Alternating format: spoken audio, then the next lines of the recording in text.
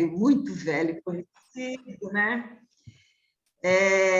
O Milton, eu conheço há muitos anos, ele, inclusive, me ajudou muito, junto com o Frederico e a Rosaura, quando eu fiz a minha tese em leucemia mieloide aguda. E ele é, atualmente, o coordenador da unidade de transplante na Associação Portuguesa de Beneficência de São José do Rio Preto e é livre docente de hematologia na Faculdade de Medicina de Rio Preto. E trabalhou, na ocasião que eu fiz o meu doutorado, lá na faculdade, no Hospital das Clínicas, né, na unidade de transplante, que era comandada pelo Dr. Frederico Dulley e a Rosaura, que é a esposa dele. Então, com a palavra, o Milton. Pode começar, Milton. Bem, antes de tudo, boa noite a todos que estão aqui presentes. É um extremo prazer eu estar aqui discutindo alguns aspectos relacionados ao transplante de células hematopoéticas nas doenças autoimunes e, principalmente, estar em contato com a Nádia Nara, a doutora Nádia Nara, professora doutora Nádia Nara Dorna Bueno, que é uma amiga de longo tempo, rever a doutora Rosaura Saboia, que também é uma pessoa que mora no meu coração, e ter a oportunidade de ter contato com o doutor Matheus Kasmirik, que vai nos auxiliar bastante em contato, ter até pacientes com a gente. Tá? Então, deixo a minha assessora aqui, digital, que está ao meu lado, me controlando, que é a Camila. Isto, comentar, comentando. Tá. Então, este é o tema da apresentação de hoje, né? Que são transplantes de células-tronco em doenças autoimunes, hematopoéticas em doenças autoimunes. Eu vou falar especificamente algumas coisas de uma forma bastante simples, no sentido de dar oportunidade para que as pessoas conversem conosco sobre todo esse tema, Transplante de célula-tronco nas doenças autoimunes, as bases do tratamento, as moléstias que são tratadas mais frequentemente, os dados do EBMT, que é a Sociedade Europeia ligada ao Transplante, e a SBTBO, que hoje é chamada de Sociedade Brasileira de Terapia Celular e Transplante de Medula Óssea, os dados do seu consenso. Vou falar mais especificamente sobre a doença de Crohn, porque é onde eu transito mais e é onde nós realizamos mais transplantes e temos alguns resultados. Muito bom. Inicialmente, eu vou colocar esse aspecto que chama que o transplante de células-tronco hematopoéticas é o único tratamento capaz de induzir remissão clínica, remissão dos sintomas e fazer com que os pacientes fiquem livres de medicamentos ao longo prazo. Isso acontece nas doenças autoimunes. E quem falou isso especificamente? Esse é um artigo da Nature Review Rheumatoid, a qual o pessoal da Holanda, que tem muito mais experiência e que trabalha muito mais com esclerose sistêmica, deixa muito claro esse aspecto. E que isso se deve a um aspecto relativo de que 3% da população mundial tem doença autoimune. E essas pessoas que têm doença autoimune, dependendo do seu tipo de manifestação, de clínica, tipo de alterações laboratoriais, tem uma denominação de um tipo de doença específica. Sistema nervoso central, o seu dado de desmineralização, a doença que causa aspectos crônicos e que recidiva, volta, é chamada esclerose múltipla.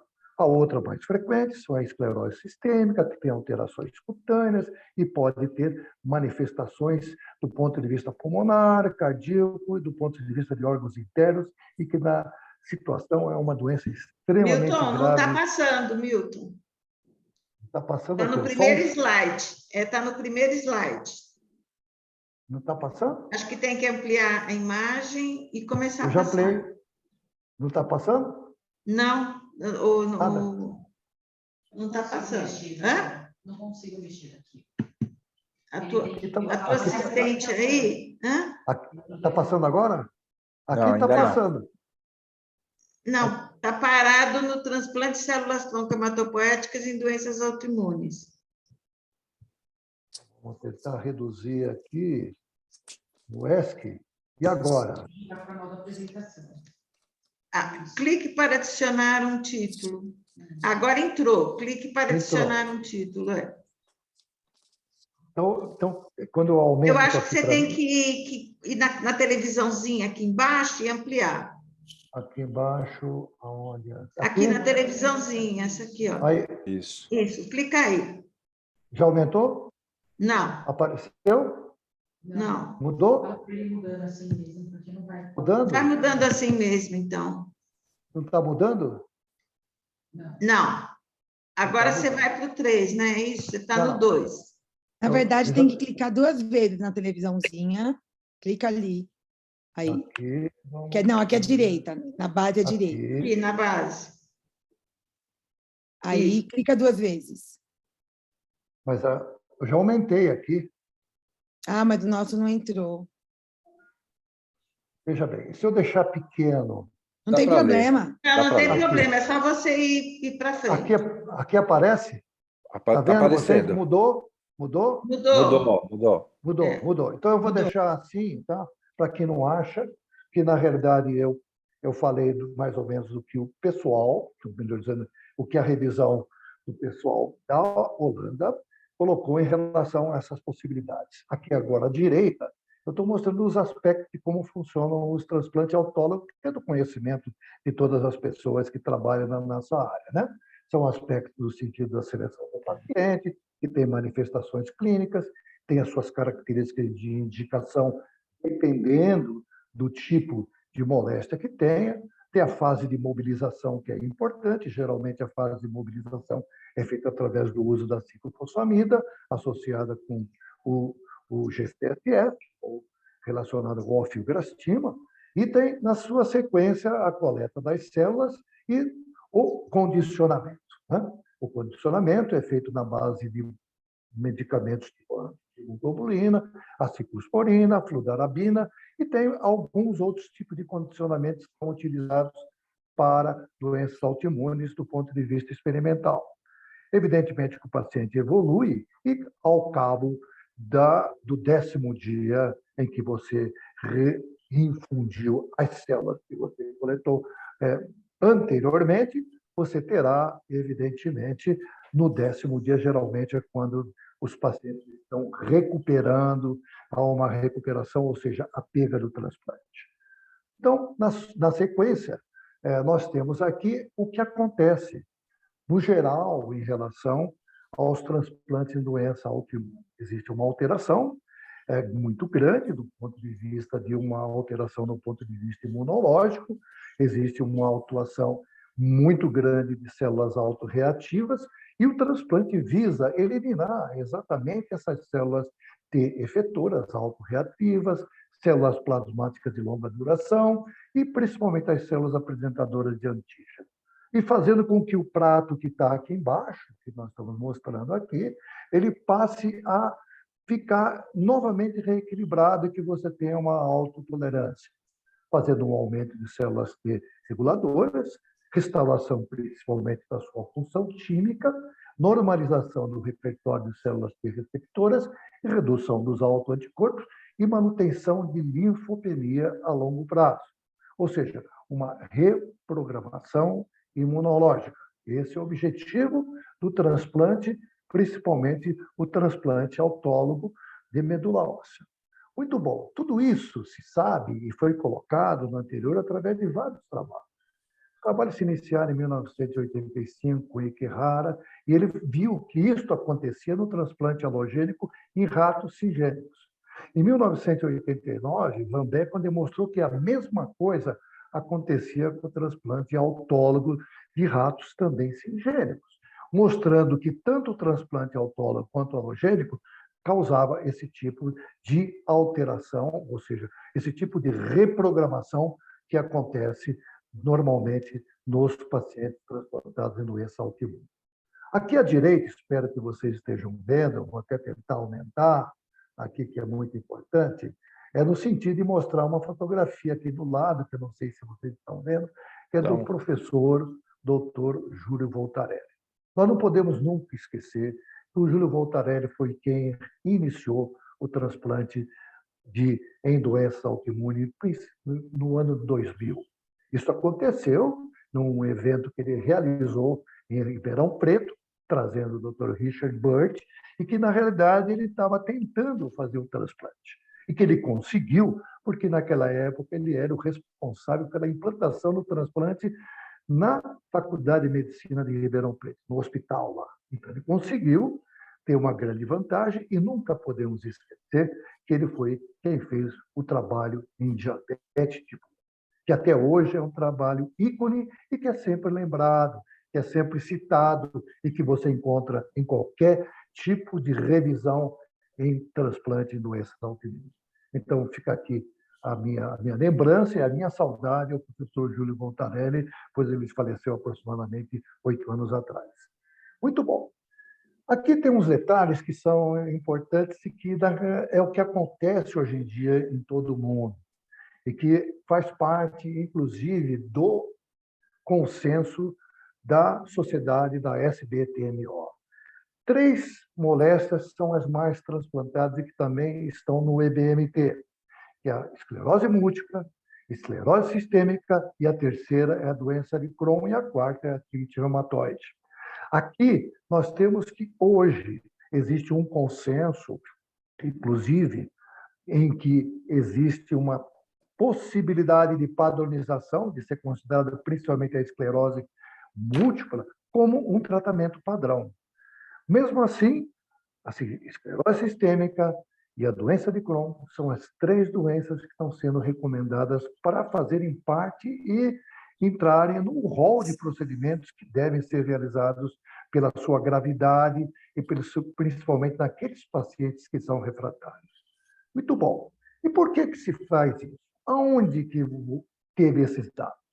É um grande número de publicações, principalmente através de estudos randomizados. Parou no 7, Milton. Como? Parou no número 7. Você já foi para o 8º? Então vou voltar aqui, porque eu tenho que voltar aqui. Dá para ver aqui? Pulou. Tá. Aí Isso. tem uma tabela. No 8º, acho que tem uma tabela. Tá. Então, isso que eu estava falando são, na realidade, do porquê que se chegou a essa conclusão da indicação dos transplantes da doença autoimune nessas 3 doenças. Existem os estudos randomizados, principalmente a esclerose múltipla, que são os de cima, o Ascens Trial, são vários regimes de tratamento, e que são estudos randomizados. O MIST Trial, que, na realidade, o autor principal é o Richard Burt, e que, na realidade, é um estudo multicêntrico com 110 pacientes, com acompanhamento desses pacientes por 5 anos. Então, a esclerose múltipla hoje é a doença que tem a melhor indicação mais precisa para transplante autólogo de células tronco hematopoéticas. A mesma coisa também ocorre na esclerose sistêmica. Na esclerose sistêmica, naqueles pacientes graves e que muitas vezes evoluem para comprometimento pulmonar e que tem, muitas vezes, comprometimento cardíaco, que no passado era um dado que impedia o tratamento desses pacientes. Porém, já existe em Chicago um tipo de protocolo na qual você avalia esses pacientes para poder colocá-lo em transplante de célula-tronco e não em transplante de órgão sólido, como da área cardíaca. Então, você tem vários trabalhos. E, por último, aqui, tem o trabalho randomizado na doença de Crohn, que, na realidade, em minha opinião, isso foi escrito, nós escrevemos junto, eu, o Richard e o Kaiser, e publicamos, inclusive, no JAMA e no Lancet Hematology, aspectos relacionados do mau desenho desse estudo. Esse estudo fazia uma comparação de grupo de pacientes randomizados que fariam o transplante, mas que estava comparando com o uso de ciclofosfamida, considerado como tratamento básico, como tratamento padrão da doença de Crohn, coisa que não é. Na realidade, você não trata a doença de Crohn com ciclofosfamida. Você trata com outros medicamentos e principalmente com agentes biológicos e imunossupressores. Então, o ASTIC Trial trouxe, antes de tudo, uma má interpretação do transplante. Mas, ao mesmo tempo, o próprio grupo reviu, reescreveu e tem vários trabalhos demonstrando a efetividade relativa dos pacientes, e que são alguns dados que nós vamos apresentar na sequência. Muito bom. No Brasil, a situação é assim. Todos esses procedimentos para tratamento de doença autoimune, menos a anemia plástica, que foi a primeira e tem sua etiologia como uma doença autoimune, e que, na realidade, foi importante em seu início, elas são considerados procedimentos experimentais. No entanto, o Conselho Federal de Medicina, recentemente, ou seja, no ano passado, há mais ou menos uns 8 meses, considerou que o transplante autólogo de células tronco hematopoéticas deve fazer parte do arsenal terapêutico da esclerose múltipla.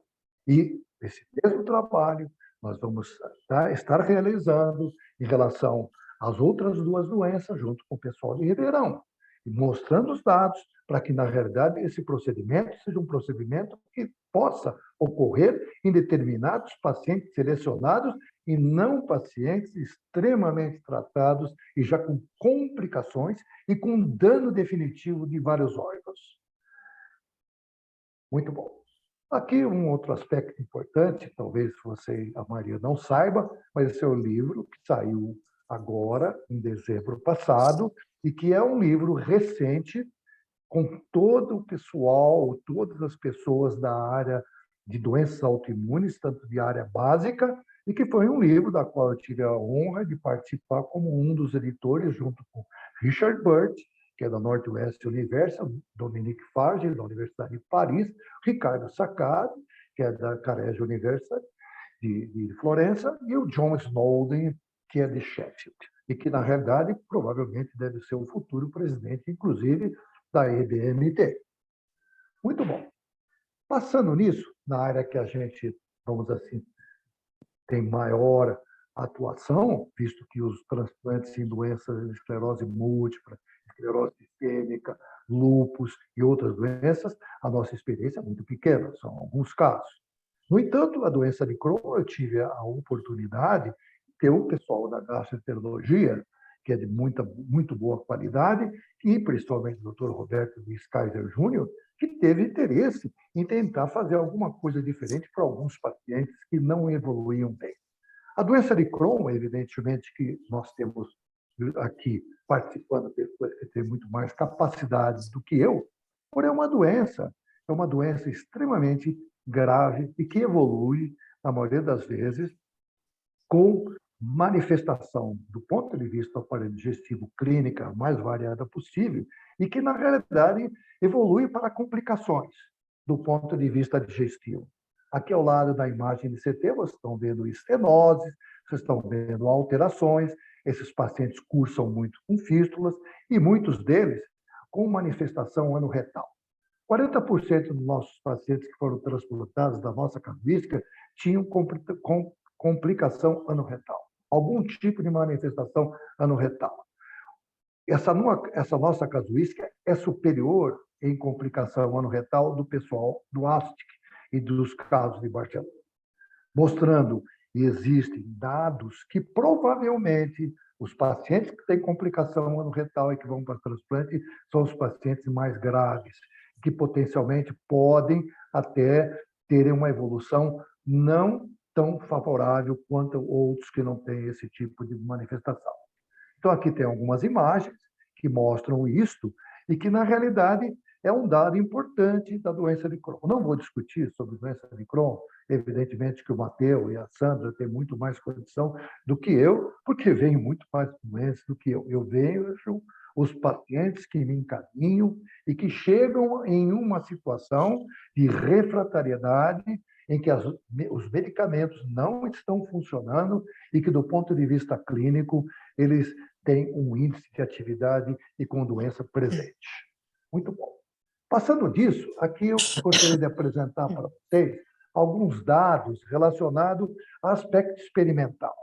Muitas vezes se fala, não, está inventando um tipo de procedimento. Longe disso. Do ponto de vista de estudo experimental, existe um estudo específico de Godoy, que é de Ribeirão Preto, na qual foi feita uma mimetização do que se faz no transplante autólogo de células-tronco na doença de Crohn, através de um grupo em que existia uma colite induzida. Você teve um grupo de controle e um grupo de ratos em que você utilizava o uso só da ciclofosfamida, enquanto que outro grupo, além do uso da ciclofosfamida, você infundia as células, que vamos dizer assim, as células-tronco desses ratos. E o que você observava? Na realidade, na sua sequência, após aproximadamente 60 dias, na evolução, em que eles foram avaliando do ponto de vista do imunológico, vamos dizer assim, a redução de CD4, CD8, do seu acúmulo que acontecia na doença inflamatória de colite induziva, ela se reduzia e praticamente ficava semelhante ao controle. Tanto o grupo de colite com ciclofosfamida, quanto o ciclofosfamida e o uso de célula-tronco, que é o que a gente faz o transplante.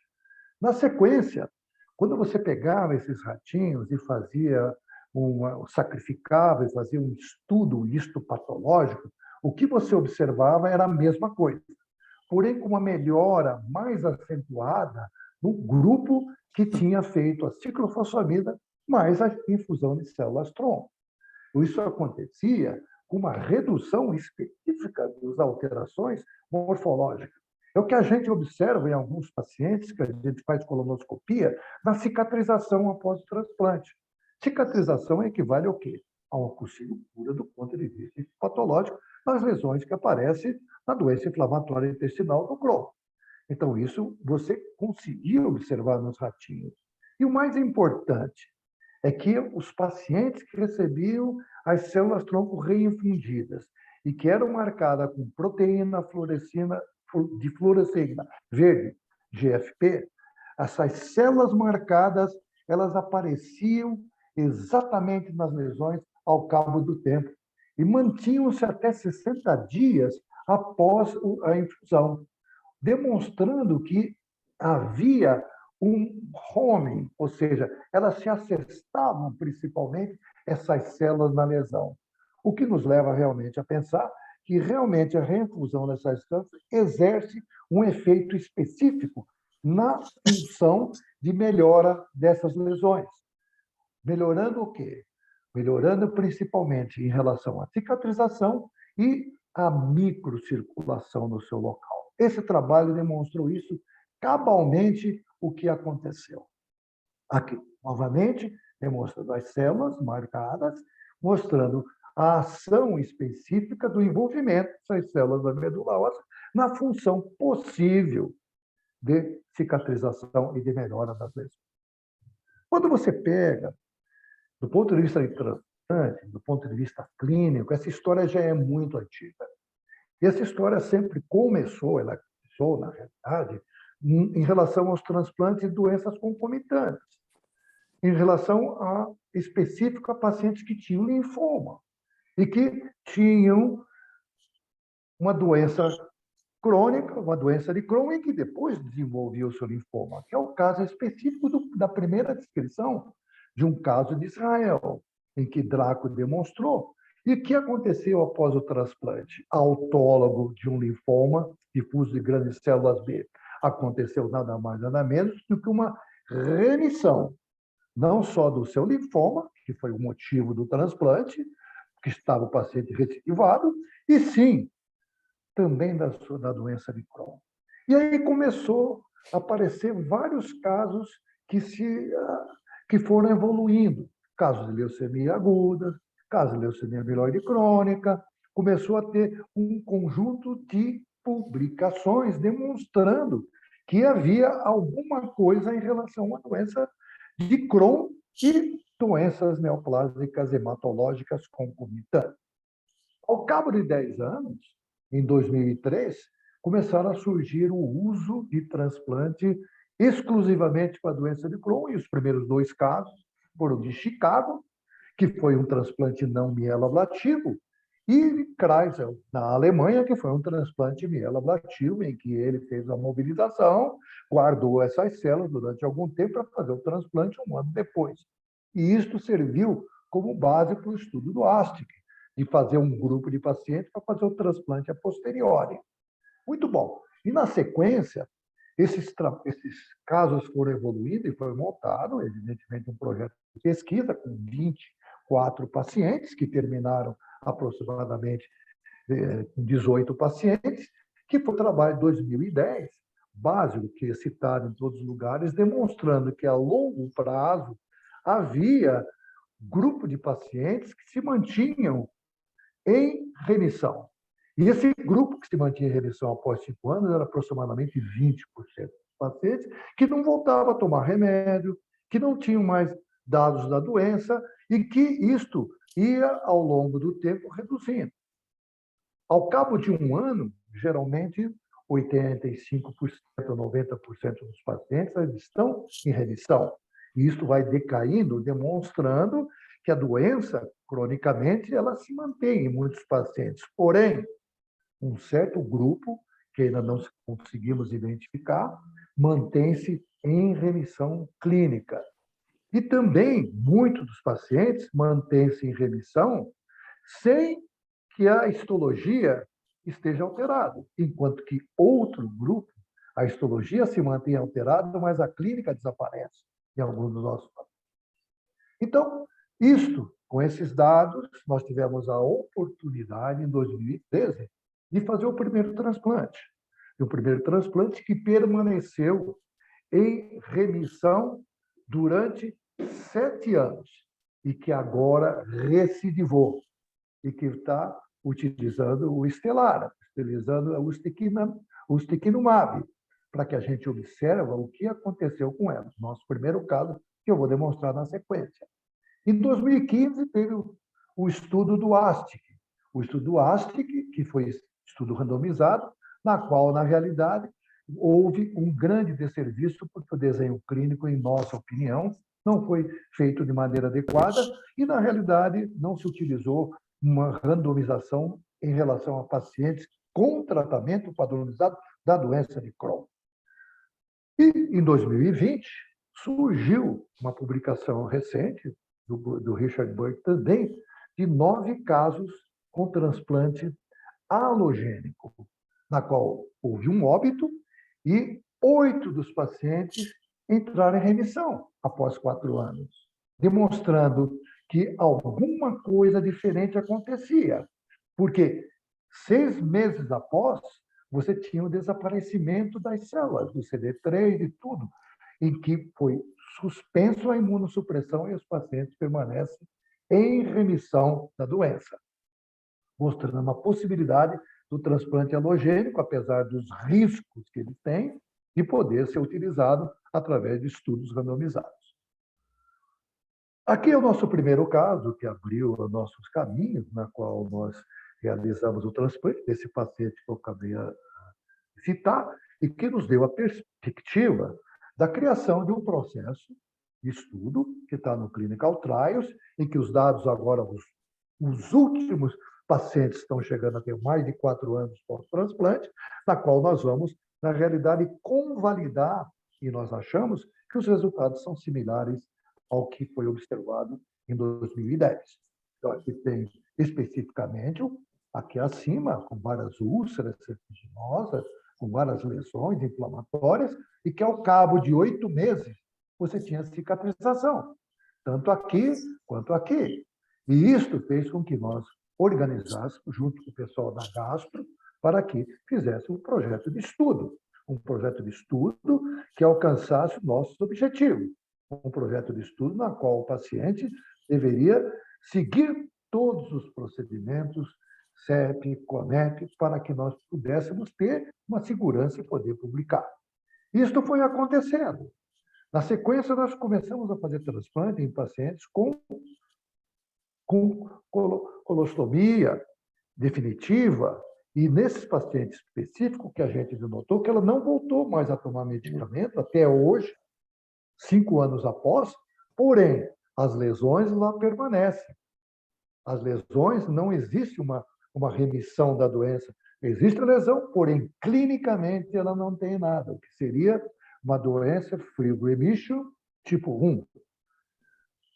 Muito bom. Na sequência, uma das coisas que a gente pautava e discutia, principalmente com o Richard e com algumas outras pessoas, é qual era o impacto imediato do transplante nas doenças autoimunes.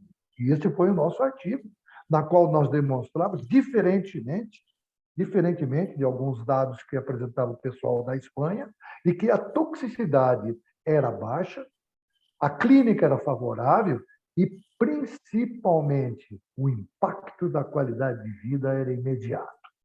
E isto nós continuamos a observar, principalmente no índice de atividade de todos os pacientes após um mês, e a permanência deste índice de atividade nesses pacientes após um ano. Então, nós publicamos isso e, principalmente, o Short Form 36 de qualidade de vida mostrava uma melhora em todos os domínios.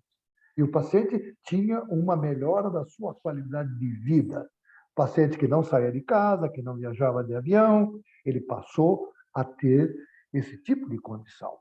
E esses são os dados do índice do CDAI, índice de qualidade, índice de atividade de doença, né?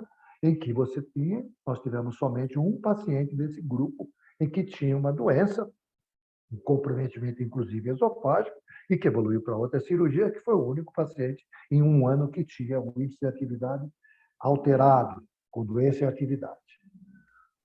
Quando nós avaliamos nossos pacientes, assim, de uma maneira global, aqui foi feito com avaliação na época com 36 pacientes, que nós observamos que o índice de atividade da doença era baixo. Na realidade, ele mostrava que havia uma melhora global. Porém, isto não é um dado que nós levamos muito em conta. O índice de atividade, no sentido de observar, é uma coisa que temos que ter muito cuidado na sua observação no paciente pós-transplante. No entanto, uma coisa é inegável. A sobrevivência livre de cirurgia, de corticosteroide, de agente biológico, após 4 anos, ela é evidente no grupo paciente transplantado. De aproximadamente 60% de cirurgias do uso de corticoide e do uso de agente biológico, que é aproximadamente 50% ao cabo de 5 anos. E isso acontecia. O paciente pode não estar, muitas vezes, em remissão histológica, pode ter algum tipo de alteração, porém, houve, evidente, uma melhora de vida. E o mais importante, economia do ponto de vista do uso de medicamento, que é extremamente caro, é extremamente difícil para muitos pacientes terem acesso, mostrando que o transplante deve fazer parte, na minha opinião, isso nós temos conversado muito com o pessoal da gastroenterologia, deve fazer parte do arsenal terapêutico do transplante. E, de preferência, tentarmos estudar de uma forma adequada, com um estudo randomizado real, para que você possa indicar e selecionar os pacientes para uma atuação mais precoce. Aquele paciente que tem um diagnóstico precoce, tipo A1 da escala de Montreal, aquele paciente que logo perde a efetividade dos biológicos, que é refratário ou refratário inicialmente, e que eles, cada ano, vai perdendo a sua efetividade, e que usa mais de 2, não necessariamente de princípios diferentes, são pacientes que têm que ser levados em conta, dependendo da sua gravidade, como paciente para ser encaminhado precocemente para a utilização no transplante. Muito bom. Aqui nós temos um geral, do ponto de vista do que aconteceu no Brasil, o que acontece do ponto de vista que eu consegui levantar de quem fez transplante em células tronco no Brasil. Que a gente saiba, nós, até 2021, 76, hoje temos 68, o Hospital Albert Einstein fez um protocolo com o uso de 6 pacientes, informação pessoal de 2 casos de Ribeirão Preto e um caso de São Camilo, que foi feito também anteriormente. Então, na realidade, aqui está dado Clinical Trials, da onde vêm os nossos pacientes, de todos os lugares do Brasil, mostrando um aspecto de brasilidade do procedimento que foi feito, e principalmente a nossa publicação mais recente, que mostra que praticamente os dados, nós não temos todos os 50 e poucos casos ainda com 5 anos pós-transplante para avaliar, Mas o resultado não é diferente do que foi observado no estudo de 2010. Quase que terminando, o que é importante tem sido a ação do GDIB. O GDIB, evidentemente, que o Matteo e a Sandra conhecem, é o grupo relacionado a doenças inflamatórias intestinais, que é muito bem conduzido pelo Dr. Rogério Saad, do Botucatu, e que tem várias pessoas de todo o país que nós tivemos a oportunidade de ter contato. Conversando com o Rogério, uma das coisas importantes que eu tenho tentado com nossas reuniões foi que nós criamos uma meta. A primeira meta é tentar educar o gastroenterologista e, na consequência, fazer com que o hematologista fique um pouco interessado nessa área, já que eles estão preocupados muito mais em tratar oncohematologia e muito mais interessados em cartecel hoje em dia, do que tratar esses pacientes que têm 1 em cada 300 tem esse tipo de doença de Crohn, especificamente. Então, nós procuramos fazer vários encontros e nos organizamos para fazer um artigo de revisão, um artigo de colocação de pontos específicos que os gastroenterologistas levaram em conta, do ponto de vista de gravidade, toxicidade, tudo aqui foi colocado. Foi colocado e definido que seria uma revista nacional a ser publicada, apesar que outras revistas do exterior aceitariam esse artigo tranquilamente. A World Journal Stem Cell, da qual a gente faz parte do conselho editorial, aceitaria esse artigo para ser publicado pelos dados que são presentes, pelo estudo que foi feito. Um estudo que foi feito, foi escrito de quase 1 ano e meio, com uma Covid no meio, com uma internação minha particular no meio disso, e que veio se terminar sendo aceito, foi apresentado no começo do ano, foi aceito para publicação e estará no volume 59, número 4, a publicação da posição do grupo de transplante do GDIB em relação a como deve se posicionar frente à doença de Crohn e o transplante. Então, isso é uma coisa importante, acredito que vai ter algum tipo de colocação, mas continua. Isso continuará, é um trabalho educativo, a educação é muito importante, não é absolutamente uma cura definitiva, porém é uma opção muito importante na minha visão. Muito bom. Então, resumindo, o que a gente fez e que aconteceu a partir do momento que eu fiz o meu primeiro transplante?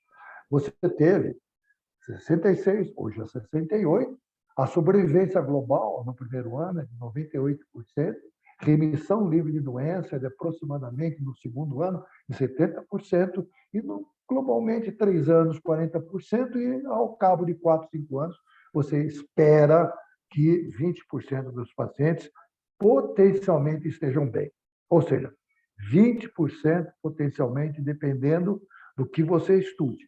Só que a nossa casuística é extremamente heterogênea, fiz o mesmo para todos, independente do grau e gravidade da sua doença, o que não é o adequado e o ideal do ponto de vista de estudo. No entanto, nossa produção científica evoluiu, teve 14 artigos publicados, dissertação de mestrado, que foi feita na Universidade Federal de Pernambuco, com os 10 primeiros casos, houve livros publicados, 2, e capítulos de livros que nós acabamos publicando, inclusive aquele livro que eu mostrei anteriormente para vocês. E quais são os pontos finais, então, a destacar? O transplante da doença de Crohn requer uma seleção dos pacientes, avaliação dos riscos e dos benefícios para a indicação do procedimento. Isso é muito importante. Nós não fazemos transplante em qualquer um. E vários dos pacientes que tinham problemas, fístulas, abscessos, doença em atividade com possíveis complicações e que não atendiam às indicações de transplante foram rejeitados. 33% dos nossos pacientes, somente 33% dos avaliados é que vão para transplante. O transplante, aqui tem um detalhe importante, não pode ser feito por qualquer um. O transplante tem que ter uma equipe que seja afeita à doença. Eu não faço o transplante sem que eu tenha a minha equipe de gastroenterologia comigo. Eu não faço o transplante sem que eu tenha um pessoal da proctologia comigo. Eu não faço sem que eu tenha um cirurgião e que tenha expertise comigo. Nossa equipe tem essas pessoas. E, na realidade, a evolução e as complicações que podem vir a ter nos pacientes são muito diferentes. O clostrídio fica positivo em muitos dos pacientes que são transplantados. Então, na realidade, ao longo do tempo, nós estamos aprendendo no sentido de que esse é um paciente crônico e precisa sobreviver ao procedimento. Nós não podemos, e porque esse paciente, diferentemente dos outros pacientes, são pacientes que às vezes têm necessidade de internação. No entanto, nós sabemos que pode ser manipulado ou não. Discutindo com o Richard, ele acha que manipular as células é muito melhor do que não. No entanto, ele é o único que fala isso, porque a manipulação de células é um custo. A manipulação exige um laboratório. A manipulação exige uma expertise, enquanto que em muitos lugares não tem isso e os resultados, já o Clerici já mostrou, que não ocorre. O regime de mobilização é outro problema. Nós achamos que não há necessidade do uso da ciclofosfamida. Não se usa por causa das alterações que houve de flares em pacientes, de publicações de pacientes com esclerose sistêmica. Não há necessidade de você usar. Os pacientes são supermobilizadores. Não tem necessidade, a não ser para o uso de um medicamento no sentido de atuação frente à doença. O transplante não mieloablativo, isso foi demonstrado, melhora a qualidade de vida dos pacientes com remissão clínica, endoscópicas e histológicas de longo prazo em vários pacientes. E, principalmente, o que está muito claro e foi demonstrado para vocês, ele renova o compartimento de células TCD4. Isso é uma publicação que nós fizemos num jornal japonês, na qual nós avaliamos o paciente antes e depois do transplante em relação aos estudos, em relação à parte imunológica, 4, CD8, células protetoras, células Treg, tudo mais foi feito. Muito bom, esses são os pontos que nós consideramos importantes. Porém, gaps, lacunas, existem. Muita coisa ainda precisa ser feito no sentido de que tenhamos resultados. E isso eu tenho falado muito no grupo do GDIV. Nós temos uma oportunidade, porque o grupo do ASTIC parou, não está mais continuando. O ASTIC Light, que eles estão utilizando no ponto de vista da mobilização, não com 2 gramas de ciclofosfamida, com 1 grama baseada no nosso artigo, na qual eles citam quando fizeram o protocolo. Então, na realidade, nós achamos que não tem que utilizar. Então, baseado nesse aspecto, nós temos uma oportunidade, no sentido de unir um grupo de pessoas para que nós possamos fazer o tratamento para maior número de pacientes e possamos ter resultados de uma coisa que a gente tem na mão, temos expertise e podemos ter resultados que poderão ser alvissareiros e que ninguém está fazendo. Isso aqui, só para terminar, é uma coisa que vocês podem ver direitinho, né? Que o Raul Seixas escreveu há muito tempo atrás, né? Tem gente que passa a vida inteira travando a inútil luta com os galhos, né? Sem saber que é lá no tronco que está o coringa do baralho. É isso? Isso a gente já sabia e já tinha escrito quando escrevia na Revista Brasileira de Hematologia e Hemoterapia, em relação ao início da terapia celular em 2003. E como a gente, e muitos, a Rosaura sabe muito bem, o Fred foi também, vários outros foram, o pioneiro tem que estar preparado para os dissabores que terá de enfrentar para fazer prevalecer as suas ideias e convicções. Então, quando você é pioneiro, tem que estar preparado. Então, agradeço a todos. Aí está o Gabriel, em 2005, com 4 anos, quando ele fez sua primeira viagem de avião para Ela está na Curitiba, faculdade. né? Está na faculdade, sem deixar de lembrar o Jabaquara, que é o time do meu coração, e amanhã aqui deixando o São Paulo, que espero que o Flamengo seja bonzinho com a gente, e eu tenho orgulho de ser do GDIB, que eu devo ao pessoal da gastroenterologia a grande oportunidade de manter-me vivo e não ter parado. Muito obrigado. Parabéns, Milton. Muito bom. Nunca me decepciona, Milton. Então, agora eu gostaria de deixar os comentários para a doutora Rosaura, que é também responsável pelo Hospital Inglês de Transplantes aqui de São Paulo, transplantou muitos pacientes meus, me ajudou muito também na minha tese. O doutor Mateu, que é meu amigo, né, lá do Hospital Brasil, uma pessoa que eu respeito muito e que está sempre ao meu lado quando preciso, e a Sandrinha, né? A Sandrinha é uma pessoa assim que não tem nem definição, é uma filha, né? O pai dela foi e é meu paciente até hoje, e eu tenho muito respeito, muita admiração por ela, tá? Então, eu gostaria de deixar para os três os comentários a respeito dessa exposição do Milton. Parabéns, viu, Milton? Foi ótimo. Rosaura? Está sem som. Desbloquear o microfone. Desbloqueia o microfone. Pronto, tá me ouvindo? Tá. Pronto, então tá. Em primeiro lugar, gostaria de agradecer a doutora Nádia Mara pelo convite, uma grande amiga aí de muitos anos, muito orgulho, é uma grande mulher. E muito obrigada pelo convite. Parabéns, Milton, a sua aula sempre está cada vez melhor e está muito clara e a gente percebe o amadurecimento que está acontecendo nessa área ao longo dos anos. Está dando para me ouvir? Sim. Bom, eu queria fazer um comentário assim, bem do ponto de vista clínico, que é o seguinte. O Milton falou do Crohn, da doença do Crohn, e me veio à mente a história da esclerose múltipla. A gente vivenciou, o que o Milton hoje está vivenciando com o Crohn, a gente vivenciou a esclerose múltipla nos últimos 20 anos, essa dificuldade. O neurologista exauria o paciente da esclerose múltipla com uma série de medicações imunossupressores e anti-inflamatórias. Quando o paciente vinha para transplante, ele vinha com score super alargado, já um EDSS, que é uma classificação 9, 10, o paciente acabava morrendo no transplante.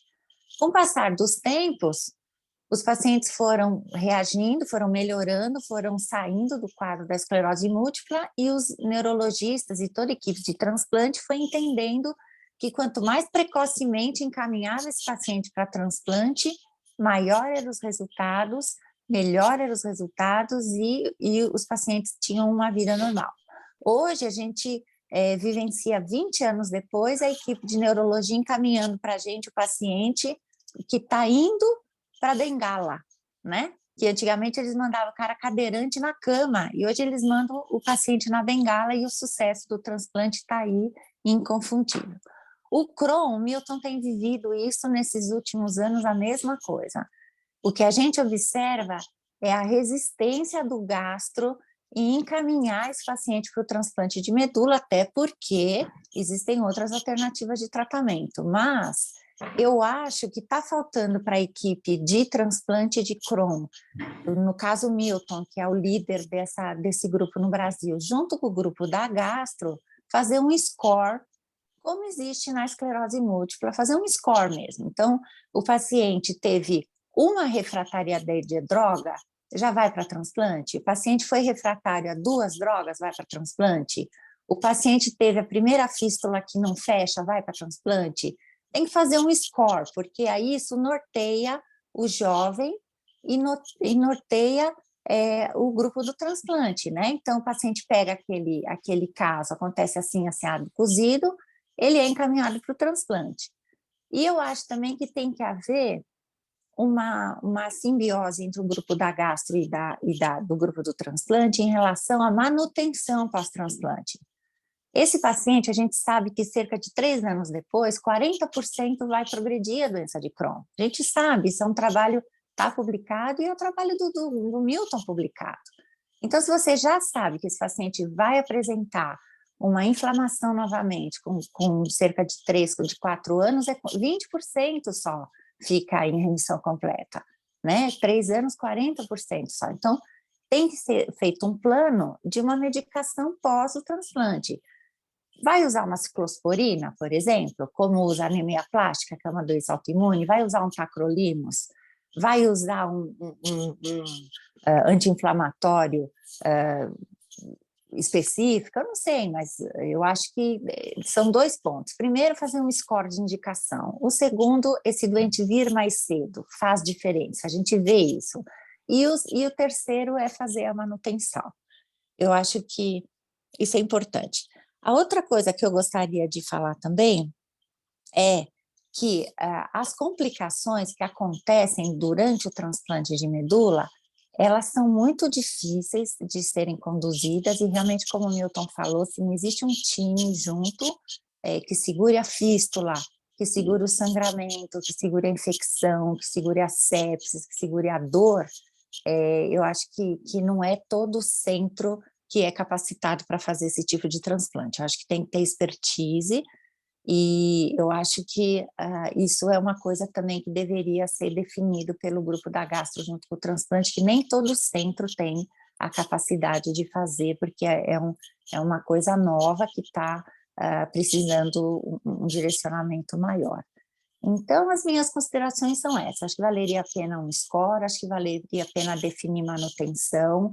Eu acho que o paciente tem que vir mais precocemente para o transplante e acho que tem que definir conduta de complicação também em centros de referência. Eu acho que, no caso, o centro deveria ser o Dr. Milton, sempre dando o norte aí, porque ele que tem essa vivência. E eu acho que é isso que eu gostaria de dizer. Obrigada. Doutor Matteo e doutora Sandra. Deixa a Sandra falar primeiro, né, Sandra? Sandrinha. Sandra? Eu aqui, estava desativando o mudo. Matteo, por que você faz isso comigo? Eu vou falar logo depois da Rosaura. Ladies Primeiro, first. na verdade, eu vim porque eu tenho uma curiosidade. Vim, não, a Janara me convidou por conta de uma curiosidade mesmo e um desconhecimento que a gente tem até sobre o assunto. E a sua aula foi muito boa, professor. Adorei a aula, achei muito. Eu não tinha assistido essa aula antes. A Rosaura falou, a gente vê essa maturidade da aula muito tranquilo, ou seja, fala do assunto que lida o tempo todo, então foi uma aula muito esclarecedora. Mas, sem dúvida, as dúvidas ainda permanecem, algumas coisas terão que ser esclarecidas. Eu concordo com a Rosaura em relação ou a um score, ou então a um consenso de como indicar, porque, em geral, é isso mesmo, a gente só encaminha os pacientes para transplante quando tudo já foi tentado. O grande problema da doença inflamatória hoje é que também para nós, muitas vezes o paciente já chega com sequelas que já são irreversíveis, e algumas vezes com tratamentos irregulares que acabam deixando com que a doença cursa o seu curso natural, a sua história natural, sem nenhum tipo de intervenção. E o uso de imunobiológicos também tem resposta pequena, porque se você for ver resposta em remissão na maioria dos biológicos, a gente não consegue atingir 50% na maioria deles. Então, é uma doença que tem várias nuances, várias formas de apresentação em cada paciente, várias formas de tratamento em cada paciente. Eu sempre digo que é um tratamento absolutamente personalizado, então, é caso a caso. Quando indicar um transplante, em geral, quando a gente já perdeu as esperanças com o que a gente tem, olha que eu e Matheus somos cirurgiões, então a gente muitas vezes já operou esse doente, inclusive, acho que o primeiro caso que o senhor apresentou, ele tem uma bolsa ileal, né?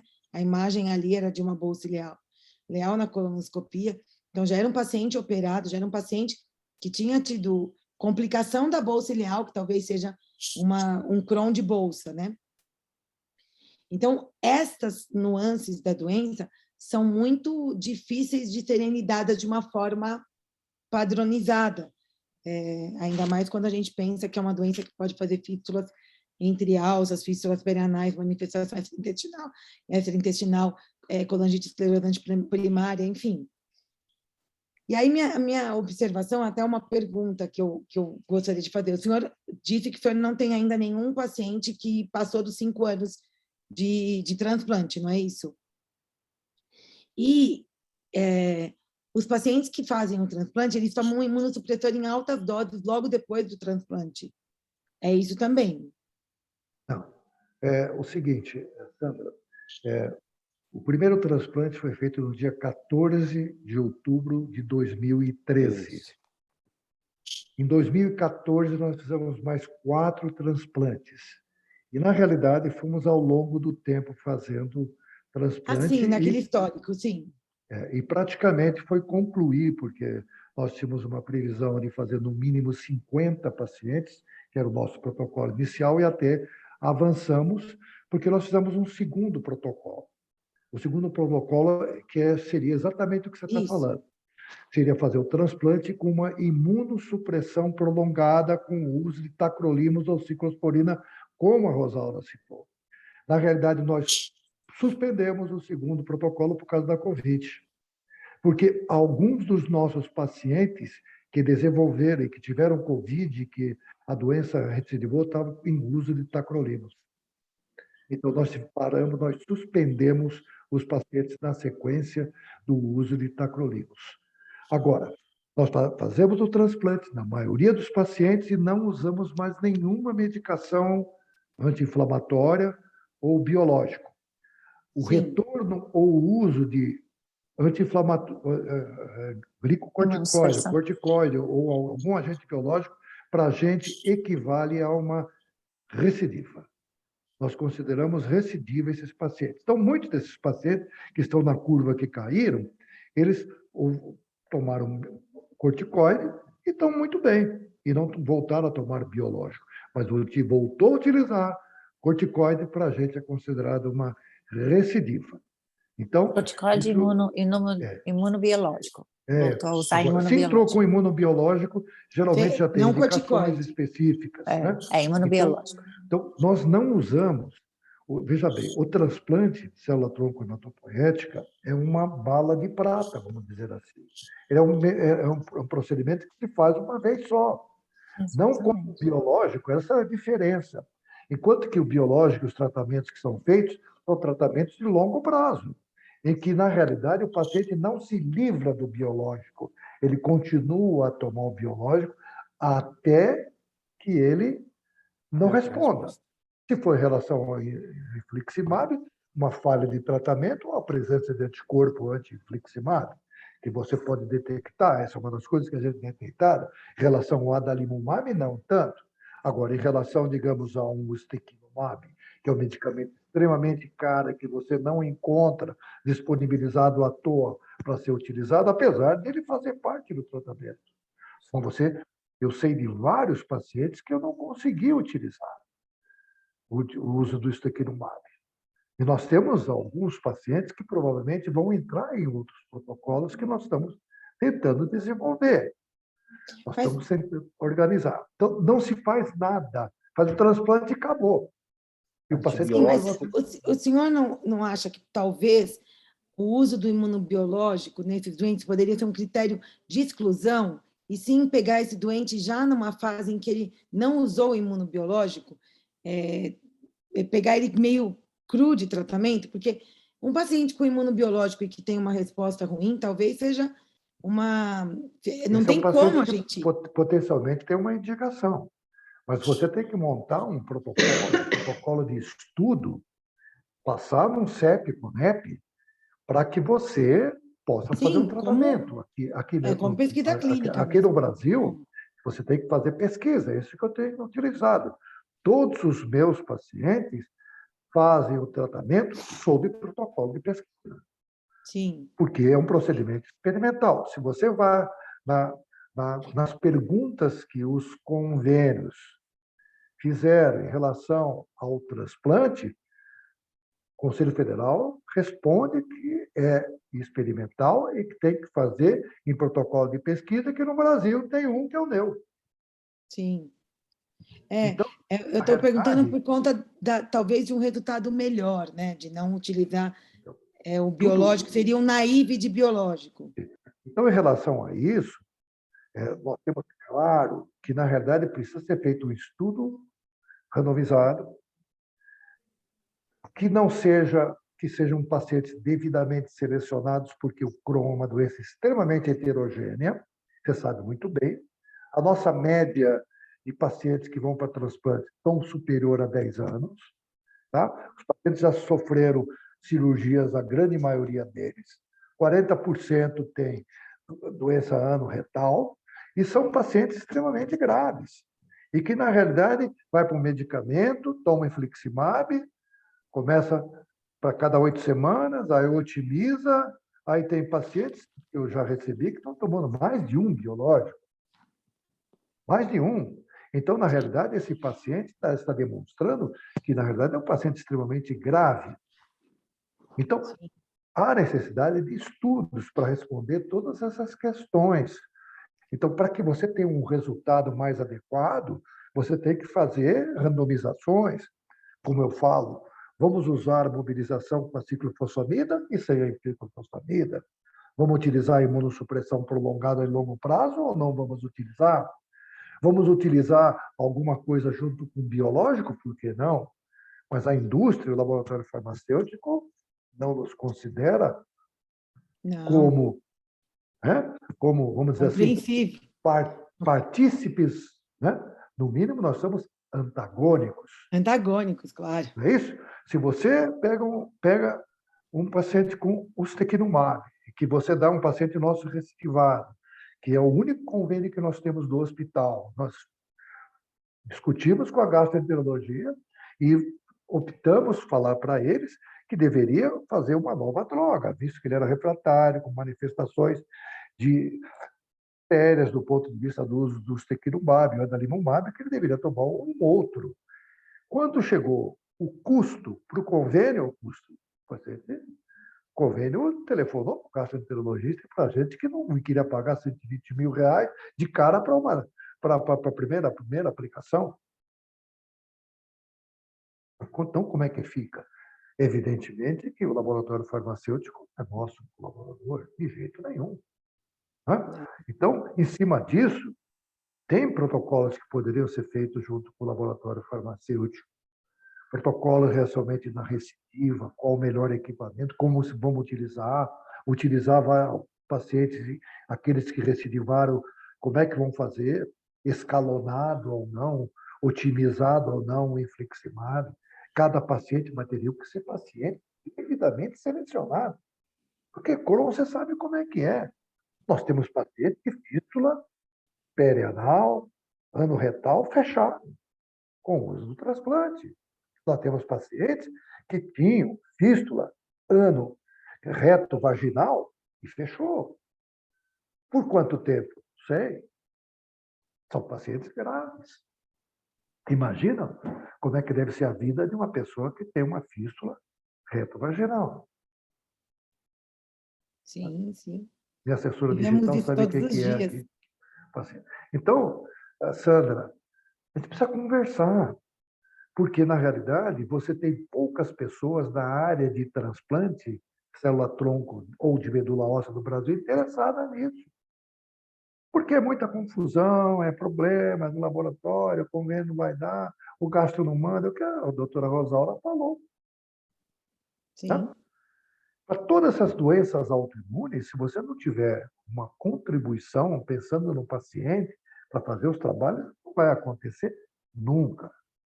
Já tem até indicações de cartecel para doenças autoimunes. É. É verdade. E aí? É isso que eu posso responder para você, Sandra. E gostaria de ficar cúmplice de você conversar mais. Vocês estão num local importante, que é Santo André, Sim. tem uma faculdade de medicina que eu vi nascer. Eu fui professor quando ela começou aí. Né? Inclusive, até o Davi Everson Ive foi meu Seu aluno. aluno. O Leonel Primeira Steg, que turma. foi meu aluno também, que é formado Primeira aí. turma, Davi. É, na primeira turma. É. Aquele Formado hospital com a lá em segunda, cima. porque não teve Né? formatura na primeira. Então, aquela turma inicial, o professor de hematologia era o Dr. Celso Carlos de Campos Guerra. Eu, como era bagrinho da Escola Paulista de Medicina, ele me levou para dar aula, sabia que eu estava fazendo lá direito. Mas fiquei lá um tempinho. Quase O Baldo 6 meses. também deu aula aí. Uns 6 meses. É. Sandra, só gostaria que você conversasse mais com a gente, discutisse casos. Sim, Acho que a sim. opinião de vocês é muito importante. O gastro é muito importante. A gente conversou muito sobre isso no último congresso do GEDIB, numa mesa de discussões. Eu faltei dessa reunião porque era o Congresso de Transplante em São Paulo. Eu achava que devia estar lá para sim. conversar. Avisei até o Tinha um Rogério. tinha um colega do grupo do Kaiser também. O Kaiser estava Vocês, lá. né? Não, o Kaiser, o Luiz não foi com o Kaiser, foi um outro colega e nós Luiz acabamos Gustavo. fazendo uma discussão boa. Nós conversamos com o Mikael bastante lá. O Mikael. Mikael é o clínico e tem interesse muito mais ele tem interesse em microbiota, mas acompanha nossos pacientes. Sim. A tese de mestrado é do Luiz Gustavo, que é um endoscopista. Ele acompanhou, avaliando a parte endoscopista. Hoje ele está mais preocupado. Ele está, inclusive, aí na faculdade com vocês, agora o Luiz Gustavo, de quadros, e que, na realidade, ele pode contribuir com você. Então, ele está, acho que, no hospital. Isso. Então, eu até conversei com ele, disse, vocês, um grupo, para a gente conversar. Ele está aí, ele tem experiência, ele sabe o que aconteceu, ele acompanhou. Conversa com ele. Nós conversamos muito com o Mikael, né? Eu e o Matheus. O mestrado do Luiz Gustavo, na Universidade Federal de Pernambuco, é com os 10 primeiros casos nossos. Bem interessante. Avaliando a parte endoscópica, porque não tinha ninguém que tinha feito isso. É isso, só vocês que fazem. Ele acompanhou a avaliação endoscópica de 1 ano dos pacientes. Muito bom, muito bom. É um trabalho muito resiliente também, né, professor? Quando vocês quiserem, pode avisar que eu pego aqui correndo, eu vou até aí, não tem problema nenhum. Muito obrigada, viu? Sem custo, sem custo. O único custo é no final o Luiz Gustavo me pagar um vinho. Tudo bem. Hilton, fica lá em casa. Pronto. Traz a casa da minha amiga avó, a famosa avó aí, tá? Da avó, Obrigada, viu, professor? Muito obrigada. Nada, eu fico feliz em ter conversado com vocês, de poder falar. Eu sou um pouco entusiasmado, às vezes eu passo do ponto, mas pode ficar tranquilo que eu estou numa ideia, numa idade, eu quero manter os poucos amigos que eu tenho e me reconciliar com os que não são tão amigos. Tá. Matheus?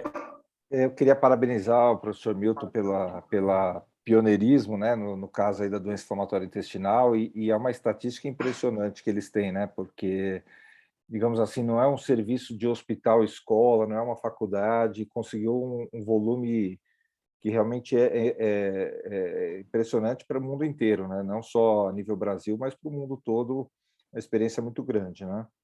Então, acho que o grupo todo, você, o Kaiser, merecem aí os parabéns pela vontade de fazer isso, né? Eu queria tirar algumas dúvidas só em relação eu entendi que vocês mexem no sistema imunológico e tentam voltar ele, deixar ele mais regulado, né? E a gente sabe que a doença inflamatória ela tem outras questões, como a genética, como o microbiota, que provavelmente com o transplante, eu não sei se altera ou não altera, né?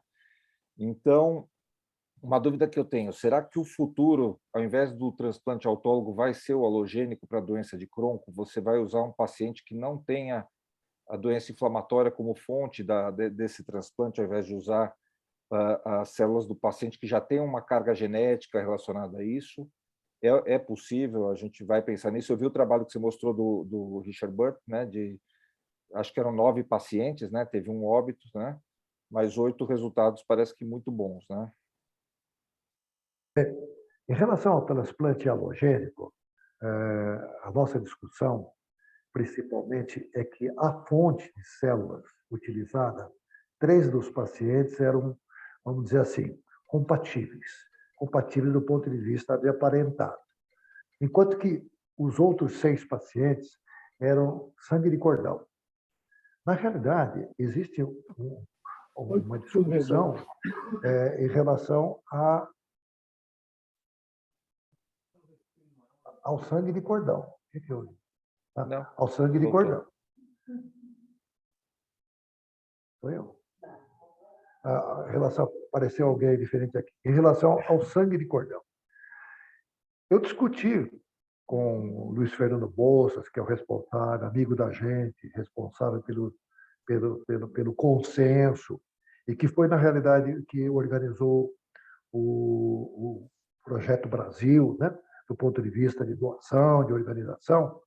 E uma das coisas que eu tenho falado, devido ao aumento da efetividade do transplante haploidêntico, o sangue de cordão, que está lá organizado, está lá provavelmente para nada, e que provavelmente poderia ser utilizado para alguns aspectos de pesquisa. E me coloquei no sentido de eu tenho um protocolo totalmente direitinho para utilizar o sangue de cordão como alguns casos para transplante halogênico.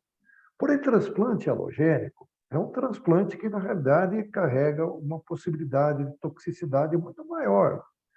Apesar de que ele não observou doença enxerto contra hospedeiro nessa casuística dele, que levasse à preocupação, tanto que ele suspendeu o uso de ciclosporina após 6 meses do transplante desses pacientes, devido à melhora do ponto de vista ao desaparecimento de células do doador, CD3 e tudo mais, é uma coisa que a gente só tem essa publicação dele. Evidentemente que avaliaria, teria que fazer um protocolo de pesquisa.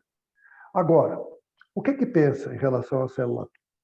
Discutindo com as pessoas, é que talvez o sangue de cordão carregue um grupo de células que sejam importantes em ter esse resultado que o Richard observou, que seriam as células estromais, o que nós chamamos também de células tronco-mesenquimais, e que teria tido esse tipo de efeito. Mas isso é especulação.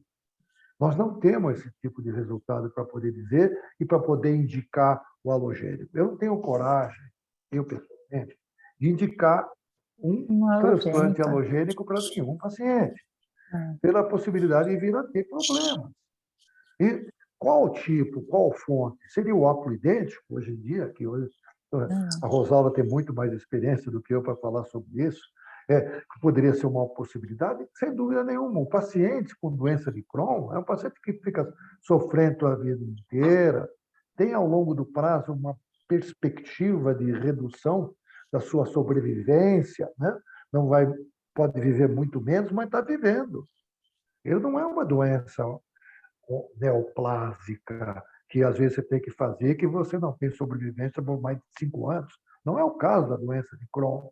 Na realidade, ele vai morrer das complicações. Então, fica um pouco difícil você propor, a não ser que seja uma coisa muito bem organizada para você ir para o transplante halogênico. Agora, isso pode ser feito? Claro que pode ser feito. A mesma resposta que eu dei para a Sandra Burato, eu posso dar para você. Tudo junto, organizado, colocando os custos adequados, mas eu não tenho ainda justificativa adequada para propor transplante halogênico para nenhum paciente. Em relação à microbiota, vocês têm feito algum estudo em relação à microbiota desses pacientes transplantados? Bem, houve alguns transplantes de microbiota. Eu, pessoalmente, me considero neófito, incapaz e não sei nada. A gente sabe que a microbiota do paciente pré-transplante é diferente. Eu acho que ela, dentro do protocolo de estudo que nós estamos propondo agora, a microbiota terá que ser estudada, não só um painel imunológico adequado desses pacientes, também tem que ser. O que a gente sabe na recuperação imunológica do paciente, após 1 ano, após 2 anos, ele pode vir realmente a ter a doença novamente. Então, por isso que a gente tem proposto imunossupressão prolongada para alguns pacientes. Mas qual droga? Tacrolimus? Qual outra droga? Ciclosporina? Diclofenolato mofetil? Ou algum biológico? Na realidade, nós não temos essas respostas. A definição ainda não tem, né? Agora, nós temos muita coisa para ver, porém, uma coisa que eu sei é que o transplante, eu acho que deveria fazer parte do pensamento, que é a minha função educativa de ficar colocando para os gastroenterologistas. Não simplesmente, isso aí não funciona, isso aí não presta para nada. Os resultados, se forem observados com devido cuidado, mostram que não é verdade. O transplante tem um lugar nas doenças autoimunes todas, só que não é utilizado por diversos motivos de uma forma adequada que eu chamo, para ficar mais fácil, educação. Você sabe que a Não gente, só como do gasto, cirurgião, é de a gente, todos. O hematologista também. sim, Com certeza, muitas pessoas tiveram seus linfomas e tinham doença de Crohn associada, mas nunca, não souberam, provavelmente, né? escreveram. Eu tenho certeza que o Wellington Azevedo, que nós conversamos, deve ter tido linfoma e Crohn, só que não publicou. Não publica, não existe. A gente, como cirurgião, ouviu durante muito tempo que, assim, depois da cirurgia, esse paciente não precisaria mais de medicamento, né, para a doença de Crohn, porque a cirurgia seria uma falha do tratamento, então não vamos mais dar medicamento depois disso. Não existia imunobiológico nessa época, tudo, Sim. mas depois a gente foi vendo que a profilaxia da recidiva pós-operatória, ela é muito importante, como deve ser importante também a profilaxia da recidiva pós-transplante. Então, eu acho que Exatamente. Sem dúvida. esse protocolo de quando que a gente vai fazer uma colonoscopia, uma enterografia para avaliar quando esse paciente precisa voltar com alguma medicação, e às vezes os imunobiológicos são mais facilmente toleráveis do que os imunossupressores para esses pacientes, têm menos efeitos colaterais, então é uma coisa que a gente realmente precisa Isso estudar e acontece. conversar, né? Isso acontece. Existem pacientes que eles eram refratários a determinados biológicos e que passam a responder a Vai alguns responder biológicos. depois dos O transplantes. principal resultado, isso foi feito até um trabalho da Corraliza, na Espanha, foi em relação ao melhor resultado em relação ao ustekinumab. A taxa de melhora de cicatrização do ustekinumab é das melhores, porém não chega a ser igual à taxa de cicatrização que dá o transplante. Foi feito esse estudo. Foi feito com publicações, mas estudos que não são randomizados, são estudos Sim. retrospectivos, que pegam um caso, junta, observa e vai comparar com outros casos. Porque quantos transplantes em doença de Crohn provavelmente foram feitos no mundo? Aproximadamente 400, não mais que isso. Sim. Entende? É isso aí. E em relação à retocolite, mudou alguma coisa nos critérios de indicação? Por quê? Porque eu lembro que nos Estados Unidos, uma vez conversei com o Kaiser sobre isso. Como nos Estados Unidos eles consideram a retocolite uma doença curável através da cirurgia e da bolsa ileal, que não teria indicação para o transplante. Mas o que a gente tem visto nos últimos anos é que, na verdade, você não está curando o paciente da retocolite, você está, às vezes, criando uma nova doença, uma doença na bolsa ileal, uma bolsite, uma inflamação do cuff ali, então você vai precisar continuar tratando esse paciente depois. Então, não sei se expandiu o critério para retocolite também, ou se continua ainda uma Eu tenho a impressão que contraindicação. ninguém poderá Responder essa responde pergunta. essa questão. Tá? Inclusive o próprio EBMT, que é um grupo de doenças autoimunes, que tem lá, que é um grupo mais organizado, por ter várias pessoas importantes, o Snowden, por ter a Dominique Farge, que faz transplante muito mais em atuação em esclerose sistêmica. Eles, na realidade, o número de casos transplantados de retocolite ulcerativa é muito pequeno. Eu, pessoalmente, nunca fiz nenhum transplante em retocolite ulcerativa. Mas eu Para acho que é uma poder te coisa, responder. é uma coisa até a se Agora, pensar, né, Sandra? é Porque uma coisa. tem paciente, obviamente, que não aceita ileostomia definitiva, a bolsa ileal não é uma coisa simples de conviver, o paciente continua com diarreia, evacua muitas vezes ao dia, quer dizer, eu acho que é um assunto a se pensar, porque você tem pacientes que não aceitam indicação cirúrgica também, né? Agradeço você estar me convidando a fazer um protocolo de pesquisa conjunto em retocolite ulcerativa. Eu acho que vale. Quando é que eu vou aí conversar com você? Amanhã ou depois da manhã? Quando o senhor quiser. O senhor Eu acho que já essa é a tá por aqui, não? oportunidade. O Gustavo está aí, eu vou falar para ele que eu tive Só pega contato uma com a blusa só que Sandra vai fazer e frio com amanhã vocês, aqui, viu? e nós vamos conversar, porque, na realidade, essa resposta não tem. Tá. Essa resposta não existe. A resposta para doença inflamatória intestinal, agora vamos maior, não tem. Doença celíaca também tem indicação possível de transplante. Você tem possibilidades de preparo de célula-tronco específica, o pessoal de Barcelona, a Ricard e o grupo deles lá de Barcelona, que eu conheço, onde eu estive no passado, e na época nem se falava disso, tem aplicações locais, do ponto de vista de preparação de célula para fístula anorretal. Existem possibilidades com terapia celular na doença de Crohn e especificamente no uso disso. E trabalhos muito bem feitos e que poderão ser utilizados. A área de terapia celular é uma área extremamente vasta, na qual você pode manipular, separar células, e você separando e fazendo um trabalho científico adequado, você vai ter resposta. Você publica isso em qualquer lugar. Eles aceitam sempre essas publicações. Tudo que eu mandei para fora foram aceitos. E fazer um score, né, Milton? Fazer o score.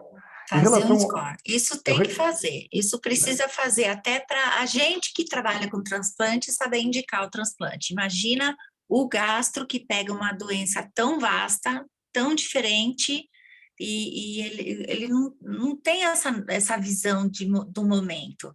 Então, na verdade, a gente tem que ajudar eles a mandar o doente para a gente, né? Eu acho que é importante. Eu acho que isso é uma coisa que tem que sair, é um score, tem que sair. Porque ajuda o cirurgião e ajuda o clínico, ele não sabe, vai ser no segundo, vai ser quando ficar refratário no primeiro, vai ser quando fizer a fístula. Eu acho que isso tem que bater de fazer um score junto com o time da gastro e da gastrocirurgia, tem que sair esse score.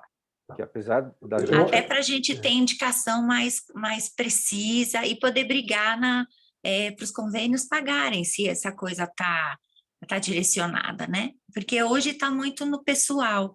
Sim. Então, assim, eu acho que esse está pior, esse está uma coisa pessoal. Quando cai na parte pessoal, você não consegue autorização.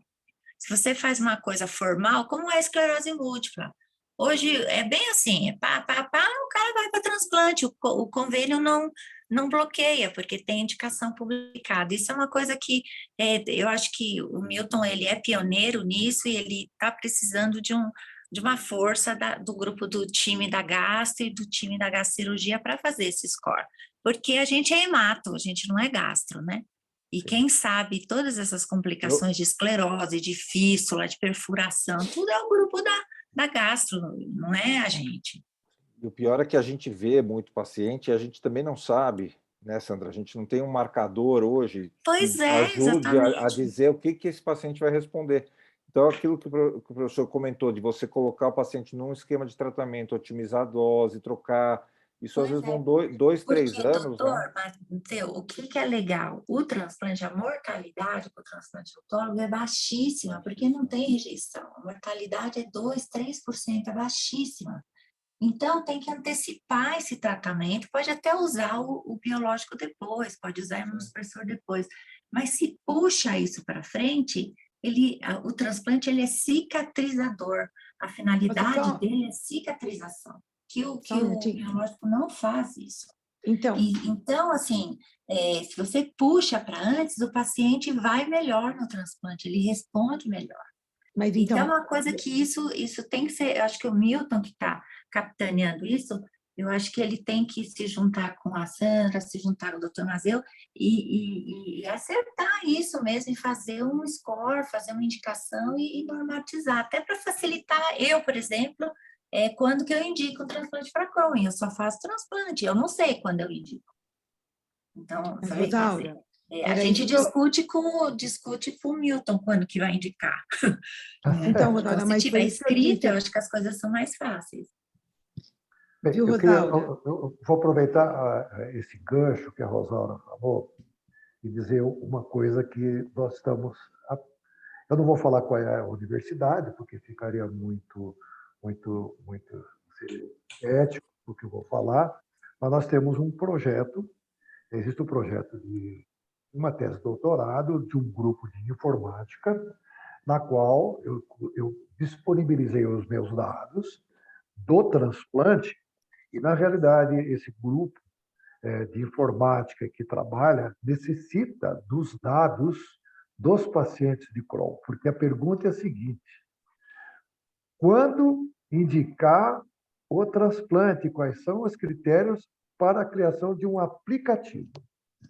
Esse grupo de informática tem uma tese de doutorado e não conseguiu, na sua própria instituição governamental famosa no Brasil, a disponibilização dos dados dos pacientes da gastro, para fazer comparação com os dados do transplante. Tá? Então, o que aconteceu? Que é uma das coisas que eu acho que é muito importante e já discuti com o pessoal aqui da Gastro.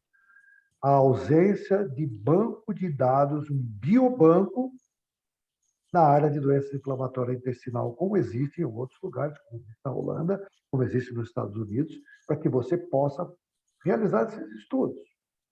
Então, na realidade, o que está acontecendo? Esse grupo está entrando em contato com o biobanco dos Estados Unidos para fazer a comparação com os dados dos transplantes que nós temos. Ele se dispõe, provavelmente, a fazer a comparação, evidentemente, diferente de pacientes de fora do país, porque aqui no país, a gastroenterologia não quer disponibilizar os seus dados clínicos, nome, idade, sexo, o que está disponibilizando, porque provavelmente vai se aparecer que muitos pacientes deveriam ir por transplante muito mais cedo, como está falando a Rosalba. Através de um aplicativo. E também eu acho fazer um fluxograma, né, Milton? Um fluxograma. Eu acho que isso também o aplicativo pode ajudar todo mundo, né? Quando troca de biológico, quando põe imunossupressor, quando vai para transplante, vai mobilizar com granuloquine, vai mobilizar com ciclofosfamida, fazer um fluxograma mesmo. Acho que é uma separando coisa com os dados dos pacientes que vai te dar. Aí você vai saber qual que é o paciente que está. Como é que eu devo proceder em relação a transplante ou não. Isso mesmo. É isso. Então, essa ideia não foi minha, essa ideia foi procurada, era de uma universidade aí, depois mudou para uma outra universidade importante do estado de São Paulo, que, na realidade, a gastroenterologia não disponibiliza os dados. Ponto. Não quer fazer comparação. Então, eu acho que começando, viu, Matheus? Viu, Sandra? Vocês que estão começando e nos conhecendo, é muito mais fácil a gente sentar e conversar de maneira simples. E talvez possamos fazer alguma coisa junto e que poderá ser benéfico para vocês. Pois é, e ser pioneiros. Vocês são dentro de uma escola. Serem pioneiros, publicar, né? Crescer nessa área. Sandra, você queria falar alguma coisa? Mandei mensagem no privado para a Rosaura sobre... Eu não apertei, que eu fiquei com medo de sair aqui a imagem. Desculpa. Não, imagina. É que é exatamente isso que a gente estava falando. Eu acho que o protocolo, o score, tem que ser criado, óbvio, mas a gente tem dificuldade de criar scores para classificação da doença, que dirá para indicação de transplante, mas talvez alguns critérios de inclusão e exclusão, como a gente faz nos nossos trabalhos de pesquisa clínica para imunobiológico, devem ser utilizados, mas eu não acredito só, professor, eu acho que a gente poderia... As coisas têm que ser vistas de uma maneira assim... Eu tenho várias teorias que me chamam de louco, o Matheus é um que me chama de louca, que para mim é tudo a mesma doença, para mim não existe uma diferença muito grande entre as doenças, porque mais de uma vez a gente muda o diagnóstico da doença de retocolite para a doença de Crohn no meio do tratamento, e a maioria dos pacientes, maioria não, uma grande parte dos pacientes acontece isso. E aí eu acho que a gente tem muitas coisas a serem elucidadas, independente do nome que a gente deu para a doença. Para mim é tudo doença inflamatória intestinal. Já começo por aí o meu questionamento. O segundo eu não acredito que vai ter muito doente ou paciente que vai não se arriscar, mas fazer um transplante e ficar descoberto, sem medicação.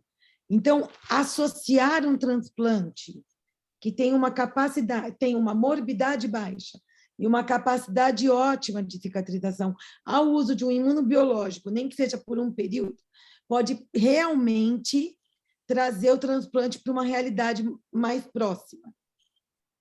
Em pacientes que nunca utilizaram biológico.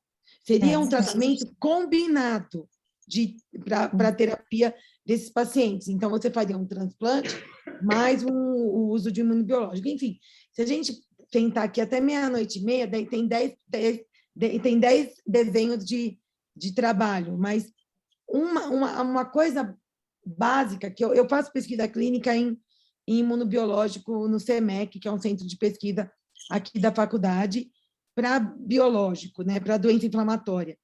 E eu critico muito os desenhos de estudo, porque eu acho que os desenhos têm que priorizar o paciente, não a indústria farmacêutica. Então, eu acho que, nesse sentido, a gente não prioriza o doente, não deixa descoberto, que é um questionamento, muitas vezes, do Comitê de Ética, né, do CONEP, é você deixar o paciente... Você não tem dados robustos com a medicação, então você não pode deixar ele com placebo muito tempo, mas a associação dos dois, para mim, é um desenho só com o transplante, outro desenho transplante biológico, outro desenho... Então, você pode colocar os pacientes em vários grupos, utilizando, inclusive, alguns desenhos que a gente tem para os biológicos novos. Sem dúvida, para popularizar isso, tem que associar num centro de pesquisa com essas possibilidades. E aí a gente tem que trazer de um jeito mais fácil. Sólido, né? Chega mais fácil. Conta comigo. Concordo também. E critério de exclusão, Garanto professor Milton. que a Rosala também tem interesse nisso. Com todo mundo. Conta Com comigo. certeza. Pode contar comigo também. Adoro um desafio. A idade tem sido... colaborar aí com o Milton e com o pessoal da Gastro. A idade tem sido alguma contraindicação em relação ao transplante? Veja bem, nós fizemos transplante somente em 2 pacientes acima de 50 anos de idade. Geralmente, a idade média dos pacientes que fizeram transplante, nós fizemos a idade do paciente mais jovem, tinha 16 anos de idade, e nós fizemos em 2 pacientes que tinham perto de 50 anos de idade, 49 anos de idade. Nossos pacientes, a idade média ficou perto de 38 anos de idade, ficou mais ou menos por aí. Não tem dado específico, mas é por aí. O que a gente percebeu é que tem que ir para transplante, tem que ter alguns critérios de risco que, para mim, são muito claros.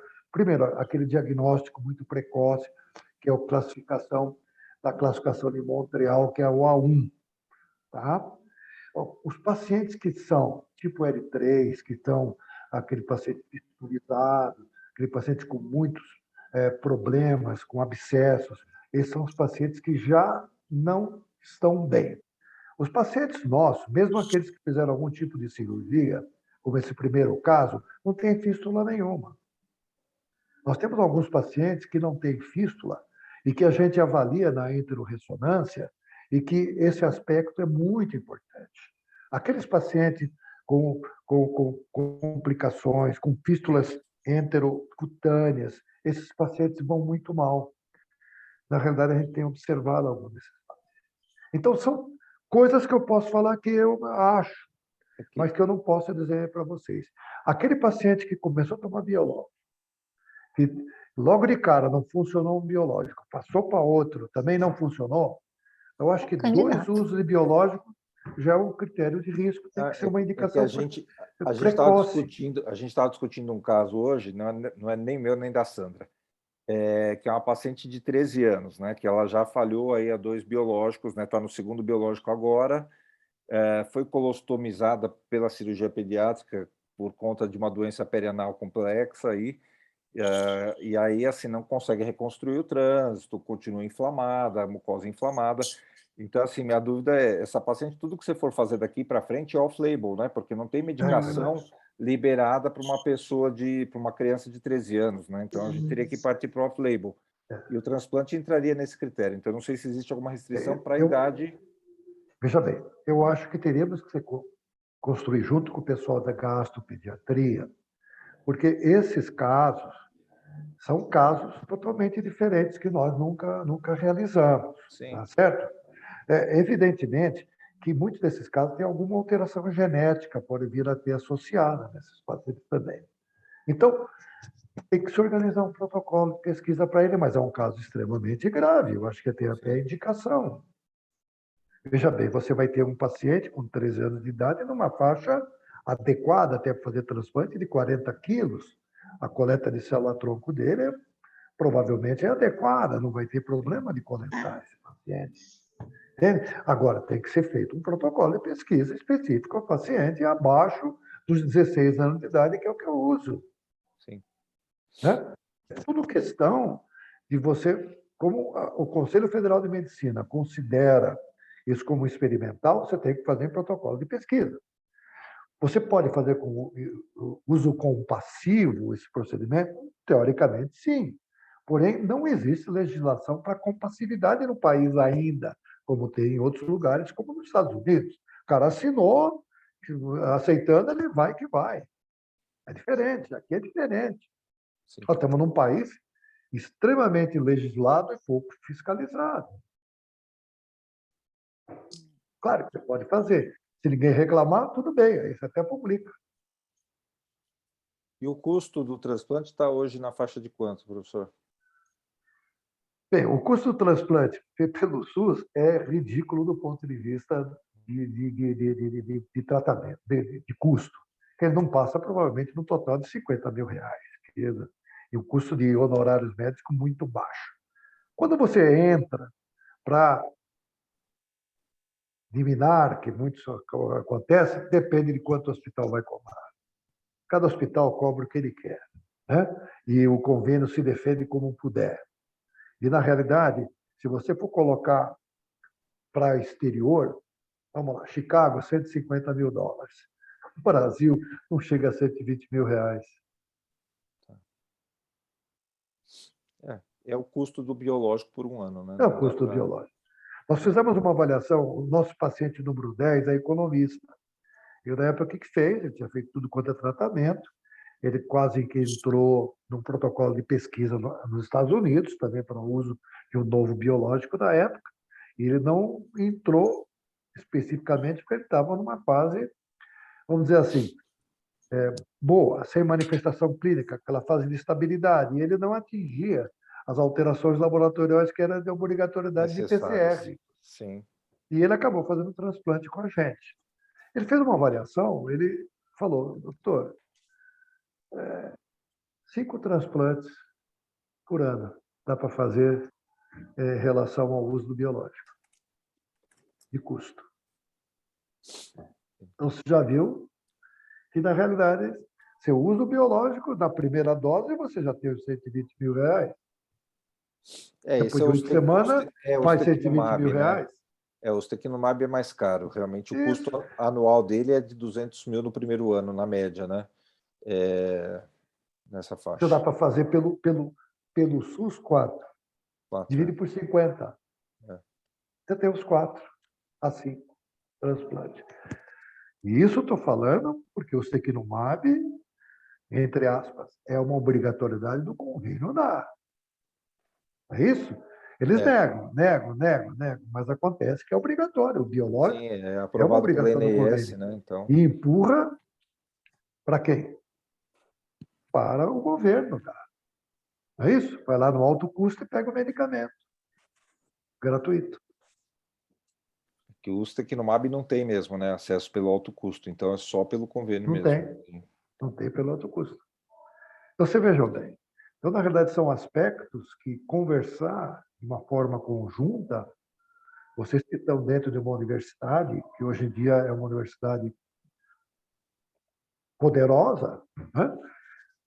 Considerada, a gente sabe disso, tem todas as condições de poder. E eu estou à disposição para ajudar vocês. Saio daqui rapidinho, vou aí conversar com vocês. Precisamos marcar e conta um com a Rosaura almoço, também, ponto. O hospital inglês está na parada. Nadianara também, olha aí, diretora científica da APM de Santo André, Rio Grande da Serra, Mauá e Adjacências. Ribeirão Pires. Ribeirão Pires. É isso aí. Então, tá bom. Então, vamos lá. Milton, você é nosso convidado, logo mais, para vir aqui bater papo com a gente. É só o Matheus avisar, a Sandrinha avisar, a gente convida a Rosaura também, tá? E vamos discutir esse assunto. Tá bom? Muito obrigado. Então, agradeço a todos, ao Milton, que foi maravilhoso, a Sandrinha, o Matheus, a Rosaura, né? E vamos nos encontrar brevemente. E agradeço a todos que ficaram aqui até agora. Alguém tem alguma dúvida? Alguém quer fazer alguma pergunta? Não? Então, tá bom, gente. Muito boa noite para todos. Boa noite, tá? obrigado. Boa viu? noite, Abraço, Elon. viu? Até a próxima. Ó, Boa vamos nos noite, obrigada, encontrar, o professor. congresso está chegando, hein? Ótimo, Tá um bom, abraço. beijo. Sandrinha. Até logo.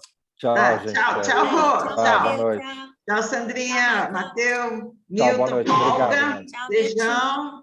Tchau. Beijo. Tchau, tchau. Boa noite. Boa noite.